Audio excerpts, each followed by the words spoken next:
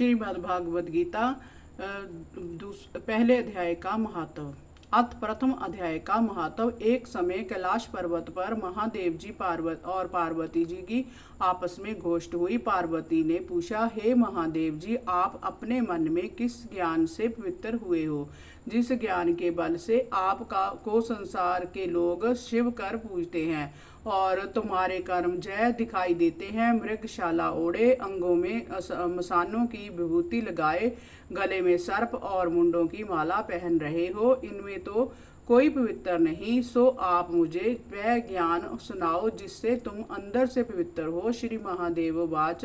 महादेव जी बोले, हे पार्वती सुन, जिस ज्ञान से मैं पवित्र हुआ हूँ सो गीता ज्ञान है, और जिस ज्ञान से मुझे बाहर के कर्म नहीं व्यापते। तब पार्वती जी ने कहा, हे भगवान जी, गीता ज्ञान ऐसा है जिसकी आप ऐसी स्तुति करते हो जिस ज्ञान के श्रवण करने से कोई कृतार्थ भी हुआ है। तब श्री महादेव जी बोले, हे पार्वती, इस ज्ञान को सुनकर बहुत जीव कृतार्थ हुए हैं और आगे भी होंगे। तुझको एक पुरानी कथा सुनाता हूँ, सुन। एक समय पाताल लोक में शेषनाग की शैया पर श्री नारायण जी मगन थे।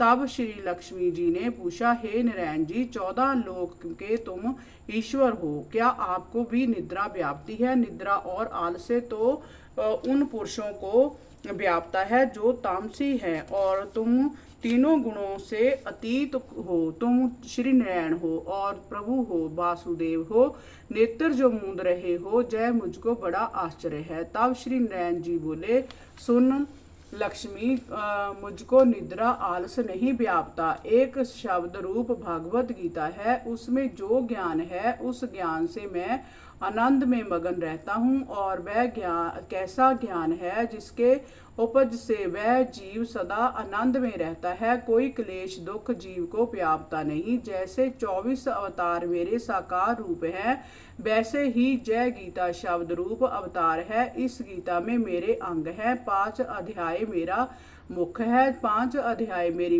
भुजा है, 5 अध्याय मेरा हृदय और मन है, 16वां अध्याय मेरा उदर है, 17वां अध्याय मेरी जांघें हैं, 18वां अध्याय मेरे चरण है। सर्व गीता के श्लोक मेरी नाड़ियां हैं, और जो अक्षर है सो मेरे रोम है।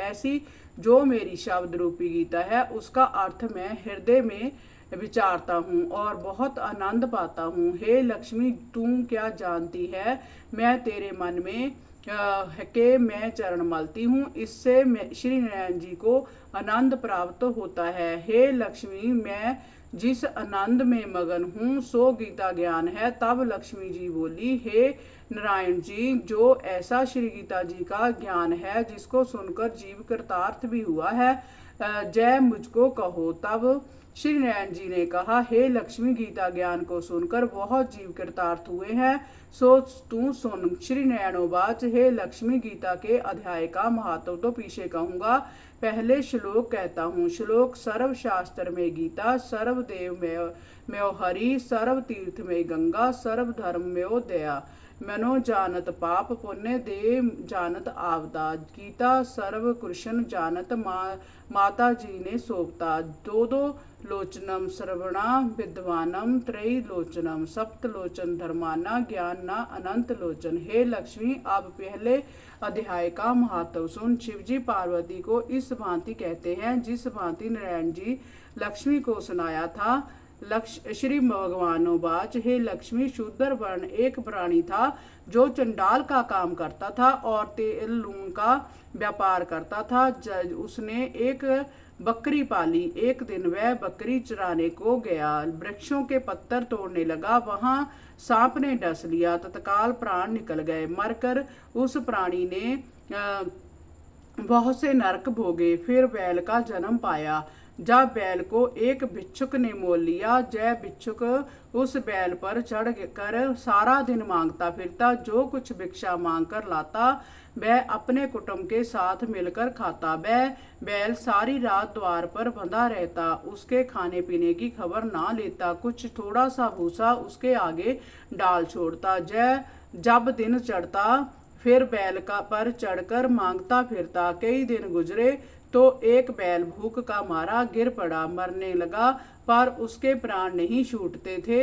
नगर के लोग देखते, कोई तीर्थ का फल दे, कोई व्रत का फल दे, पर बैल के प्राण छूटे नहीं। एक दिन एक गणका आई, उसने लोगों से पूछा, जय भीड़ कैसी है? तो उन्होंने कहा, इसके प्राण छूटते नहीं, अनेक पुण्यों के फल दे रहे हैं, तो भी इसकी मुक्ति नहीं होती। तब गणका ने कहा, मैंने जो धर्म किया है उसका फल मैंने इस बैल के निमित्त दिया। इतना कहते ही बैल की मुक्ति हुई। तब उसने जाकर ब्राह्मणों के घर जन्म लिया। पिता ने उसका नाम शर्मा रखा।